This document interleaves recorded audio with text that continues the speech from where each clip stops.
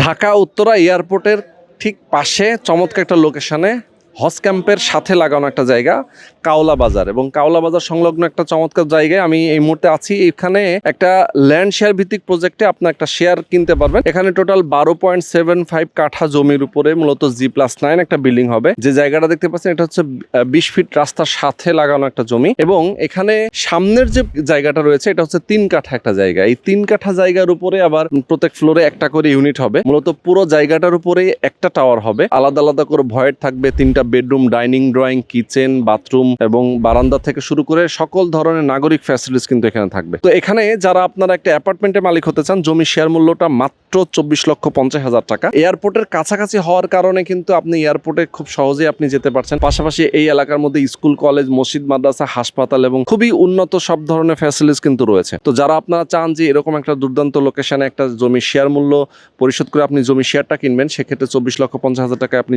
জমি শেয়ার কিনবেন। বাকি যে কনস্ট্রাকশনের টাকাটা সেটা লাগবে 30 থেকে 32 লাখ টাকার মতো।